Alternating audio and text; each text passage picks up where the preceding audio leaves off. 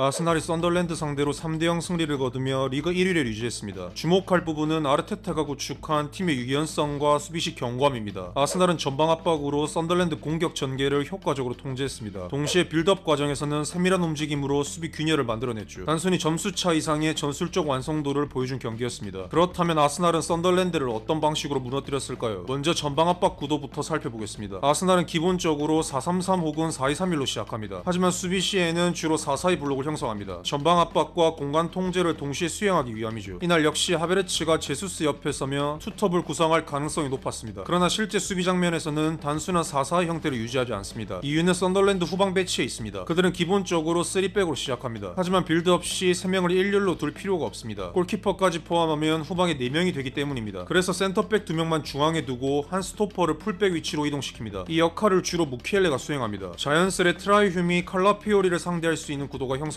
우측 폭이 확보되면서 디아라는 더 자유롭게 움직일 수 있게 됩니다. 실제로 그는 후방까지 내려와 빌드업에 관여하는 걸 우린 확인할 수 있었죠. 문제는 이 지점에서 발생합니다. 디아라의 위치 선정으로 아스날은 2대3의 숫자 결세에 놓인다는 것입니다. 물론 포워드와 윙어의 위치 조정으로 이를 보완할 수 있습니다. 하지만 아스날은 전방에서 강하게 압박하는 성향이 강합니다. 따라서 한 번의 타이밍 차이로 위험이 커질 수 있습니다. 이 장면이 전반 15분에 나타납니다. 하베르츠와 제수스가 센터백을 동시에 압박하며 백패스를 유도합니다. 여기까지는 의도한 흐름입니다. 그러나 하베르츠가 골키퍼를 끝까지 따라가면서 균형이 흔들립니다. 몸의 각도가 좋지 않아 다시 센터백에게 패스가 연결됩니다. 이 순간 라이스가 빠르게 전진해 압력을 가합니다. 하지만 그 대가로 중원에 내려온 디아라에게 공간이 열립니다. 결국 관통 패스가 허용됩니다. 썬더랜드는 중원 수적 오이를 활용해 전진에 성공할 수 있었죠. 따라서 하베르츠는 제수스와 나란히 서지 않습니다. 한 칸 내려와 중원을 보호합니다. 썬더랜드가 중앙으로 쉽게 전개하지 못하게 만든 장치입니다. 하지만 그 대가도 존재합니다. 전방에는 제수스만 남게 됩니다. 지속적인 1차 압박을 가하기에는 숫자가 부족합니다. 그래서 자주 사용하는 해법이 등장합니다. 윙어 한 명이 깊게 올라가 센터백을 압박합니다. 이 경우 중원 보호와 전방 압박을 동시에 수행할 수 있죠. 단 비워진 풀백에게 직접 연결되지 않는다는 전제가 필요합니다. 한 번의 전환으로 공간이 열릴 수 있기 때문입니다. 그래서 풀백은 일정 시점에 전진해 적절한 간격을 유지해야 합니다. 이 타이밍이 늦으면 윙어는 센터백을 압박하기 힘들어집니다. 이 과정에서 트로사르의 불만 장면도 포착됩니다. 센터백을 압박해야 하는데 칼라피오리가 낮게 위치했다는 신호입니다. 결국 트로사르가 압박을 멈추고 물러섭니다. 대신 하베르츠가 전진하는 장면도 볼 수 있었죠. 혹은 전방 압박 호흡이 맞지 않으면서 패스 한 번에 3명이 제외되는 상황도 볼 수 있었습니다. 다만 이는 일부 상황에 해당합니다. 전체적으로 이런 구조 속 아스날의 압박은 위협적으로 작동했습니다. 심지어 마도에케는 직접 볼을 뺏어내며 공격을 이어나가기도 했죠. 따라서 르브리 역시 이를 보고만 있을 수는 없습니다. 썬더랜드도 대응을 준비합니다. 아스날의 높은 전방 밀도를 낮은 빌드업으로 상대하지 않습니다. 오히려 압박을 한 번에 넘기는 선택을 합니다. 특히 한쪽 풀백이 전진한 순간을 노립니다. 롱볼을 통해 3대3 경합 구도를 만들 수 있기 때문입니다. 따라서 우리는 전방으로 연결하는 장면을 반복적으로 볼 수 있었죠. 하지만 효과는 제한적이었습니다. 아스날의 수비진이 세컨볼과 커버에서 우위를 점했기 때문입니다. 실제로 썬더랜드의 후방 킹패스 수치는 높았지만 성공률은 높지 않았습니다. 결국 아스날은 리스크를 감수한 전방 압박을 시도했지만 후방 안정성을 통해 그 위험을 관리했다고 볼 수 있죠. 이뿐만이 아닙니다. 아스날이 왜 EPL에서 수비 지표가 가장 뛰어난지 확인할 수 있는 경기였습니다. 그들은 측면 압박을 수행할 때 강도와 속도가 매우 높습니다. 1차 패스를 허용하더라도 이후 대응으로 공간을 즉시 제거합니다. 즉 단순한 압박이 아니라 연속 동작이 설계되어 있습니다. 심지어 공격수들까지 헌신적으로 수비에 가담합니다. 그 결과 반대 전환을 쉽게 허용하지 않습니다. 전술 개념서에서도 언급했듯 공격수의 수비 가담 능력은 핵심 요소입니다. 피벗을 견제함으로써 공이 취약 지점으로 단번에 연결되는 것을 차단합니다. 이는 단순 마크 이상의 의미를 가집니다. 또한 굳이 공을 탈취하지 않더라도 선택지를 줄이는 것만으로 효과가 발생합니다. 상대의 판단 속도를 늦추는 것이 목적입니다. 헤이닐드에게 일시적으로 공간이 발생한 장면도 있었습니다. 하지만 아스날은 즉시 막힌 각을 형성하며 패스 루트를 제거합니다. 결국 그는 주저합니다. 그 사이 마두에키가 빠르게 복귀합니다. 그리고 공을 탈취하며 상황을 정리합니다. 이처럼 아스날 수비는 개별 압박이 아니라 구조적 통제로 완성됩니다. 여기서 가장 눈에 띈 선수는 데클란 라이스입니다. 그는 90분 내내 헌신적인 수비로 팀의 엔진 역할을 수행합니다. 수비 상황에서의 판단 속도가 매우 빠릅니다. 순간적으로 패스 루트를 읽고 끊어냅니다. 또한 한 선수를 마크하다가도 상황에 따라 즉시 대상을 전환합니다. 다른 선수에게 압박을 가하며 위기를 사전에 제거합니다. 수비 범위 역시 넓습니다. 후반 추가 시간에도 후방 깊숙이 내려가 커버를 담당하죠. 특히 인상적인 부분은 이러한 수비 기여를 공격 수행과 병행한다는 점입니다. 중앙이나 측면 후방으로 내려와 빌드업의 출발점이 됩니다. 압박을 벗겨내는 연결고리 역할을 수행합니다. 그리고 공간이 발생하면 배우로 침투합니다. 이를 통해 공격의 예측 불가능성을 더합니다. 결국 라이스는 공수 양면에서 아스날 구조를 지탱하는 핵심 자원이었죠. 그렇다면 아스날은 공을 소유했을 때 무엇이 뛰어났을까요? 썬더랜드는 기본적으로 5-4-1로 배치했지만 디아라가 한 칸 올라서며 4-4 형태를 구성합니다. 있습니다. 그들 역시 최전방부터 강하게 통제하려는 의도를 보였죠. 이 구도에서 아스날 센터백들이 1대1 압박에 노출될 위험이 있습니다. 추가적인 빌드업 가담이 필요하죠. 이를 위해 라야가 사실상 세 번째 센터백 역할을 수행했습니다. 이 움직임은 상대 투톱 간격을 벌리는 효과를 만듭니다. 동시에 썬덜랜드 블록의 약점인 중원 2명 구조를 더욱 부각시킵니다. 하베르츠가 종종 한 칸 내려왔기 때문입니다. 그 결과 수비 맨디가 공을 받아 쉽게 압박을 벗어나는 장면이 나왔습니다. 그리고 포켓에 위치한 트로사르에게 전달할 수 있었죠. 하지만 하베르츠가 전방에 고정되어 있었다면 피벗은 1대1 압박에 노출되기 쉽습니다. 따라서 움직임을 통해 탈압박 구조를 만들어야 합니다. 자주 보인 패턴은 피벗이 빠르게 내려와 볼을 외곽으로 튕겨내는 방식입니다. 하지만 이는 단순 반복으로 해결되지 않습니다. 타이밍과 거리 확보가 선행되어야 합니다. 우선 상대 공격수와의 간격을 미리 확보해야 합니다. 그 다음 압박하는 선수 반대편 피벗이 빠르게 내려옵니다. 전진 압박 뒤 공간이 발생하기 때문입니다. 그 공간으로 원터치 전환을 시도하는 구조입니다. 수비맨디가 내려올 때 가브리엘이 받는 각을 형성하는 장면도 확인할 수 있습니다. 그러나 이 타이밍이 어긋나면 라인은 롱볼을 선택할 수밖에 없습니다. 이를 대비해 팀버가 세컨볼을 확보하기 위해 미리 전진합니다. 즉 아스날은 후방 빌드업에서도 명확한 구조와 역할 분담을 볼 수 있었습니다. 하지만 아스날이 미들 서드에서 빌드업할 때는 라야가 더 이상 후방에 참여할 수 없습니다. 따라서 후방에 세 번째 선수가 필요합니다. 이를 위해 칼라피오리가 좁혀 3백을 형성하기도 했습니다. 혹은 피벗 중 한 명이 내려와 3인 구조를 만들기도 했죠. 안정적인 후방 라인을 통해 전진 기반을 확보하는 기본 형태입니다. 이처럼 3백을 만들면 남은 한 명이 저지선 돌파가 가능합니다. 따라서 상대는 그 전진을 반드시 제어해야 합니다. 트라이휴이 그 역할을 맡았습니다. 그가 전진해 가브리엘에게 압력을 가합니다. 그 순간 트로사르는 터치라인에서 공간을 확보할 수 있습니다. 자연스럽게 상대 풀백을 라인에서 이탈시키는 효과입니다. 이로 인해 칼라피오리가 활용할 수 있는 내부 통로가 열립니다. 그는 언더래핑으로 위협적인 크로스를 만들어냈죠. 또 다른 장면에서도 언더래핑 디테일이 포착됩니다. 후방에서 다시 3대2 우위를 형성합니다. 덕분에 트로사르에게 안정적인 전달이 가능합니다. 하지만 썬덜랜드는 5백 구조입니다. 단순 전진만으로는 공간을 찾기 어렵습니다. 침투할 수 있는 간격이 제한적이기 때문이죠. 이 지점에서 라이스의 사선 움직임이 등장합니다. 이 움직임은 복합적인 효과를 만듭니다. 윙백을 고립시켜 트로사르에게 1대1 돌파 환경을 제공합니다. 동시에 간격을 벌려 칼라피오리의 침투 통로를 만들어내죠. 실제로 그는 그 공간을 활용했습니다. 이 언더래핑의 실질적 성과는 수비맨디 득점 장면에서 나타납니다. 칼라피오리가 패스를 준비할 때 르페는 수비맨들을 견제하고 있습니다. 하지만 칼라피오리의 언더래핑이 윙백을 끌어냅니다. 자연스레 르페가 트로사르에게 더블팀을 가하는 구도가 만들어집니다. 그 순간 수비맨디 앞에 일시적인 슈팅 공간이 발생합니다. 결국 중거리 슛으로 득점을 올릴 수 있었죠. 즉 칼라피오리의 유기적인 움직임은 아스날 왼쪽 공격의 핵심 기제였습니다. 반대로 오른쪽에서는 다른 구조를 확인할 수 있었습니다. 특히 하베르츠 움직임을 통해 다양한 공격이 파생됩니다. 그는 중앙에 가깝게 위치하며 스토퍼를 묶어둡니다. 덕분에 마두에케는 고립된 1대1 상황을 마주합니다. 외대고르처럼 윙어와 밀착해 연계하기보다는 거리를 둔 채 공간을 비워두는 형태죠. 하지만 이 배치는 반대전환 상황에서 취약점을 동반할 수 있습니다. 하베르츠가 중앙에 머물렀기 때문에 오른쪽 하프 공간에 선수가 없습니다. 따라서 전환이 이뤄질 경우 상대 윙백은 미리 중앙으로 좁힐 필요가 없습니다. 수비 딜레마에 빠질 여지가 줄어듭니다. 결국 마두에케에게 공이 전달되기 전에 윙백이 빠르게 압박 가능합니다. 마두에케가 전방을 바라본 채 볼을 소유하기 어려운 구조죠. 즉 하베르츠의 위치 선정은 마두에케 플레이에도 직접적인 영향을 미칩니다. 반면 왼쪽에서의 하베르츠 움직임은 달랐습니다. 그는 지속적으로 수비 간격 사이로 침투했습니다. 이는 그의 강점 중 하나이기도 하죠. 이 움직임의 성과는 요케레스 득점 장면에서 드러납니다. 첫 번째 침투는 볼 차단으로 마무리되지 못합니다. 그러나 즉각적인 제압박으로 다시 소유권을 회복합니다. 이어진 두 번째 침투는 정확한 타이밍에 성공했습니다. 결국 요케레스의 득점을 돕는 어시스트로 연결됐죠. 이처럼 하베르츠의 오프더블 움직임은 위치에 따라 다른 방식으로 이루어졌습니다. 오늘 아르테타의 아스날은 공수 양면에서 뛰어난 완성도를 보여줬습니다. 단순히 점유율을 압도하며 일방적으로 밀어붙인 경기는 아니었습니다. 하지만 유연함과 견고함을 동시에 증명한 사례였죠. 이러한 요소들이 현재 아스날의 경쟁력을 보여주는 지점입니다. 이 외에도 다양한 전술 개념을 확인하고 싶으시다면 고정 댓글을 참고해 주시기 바랍니다.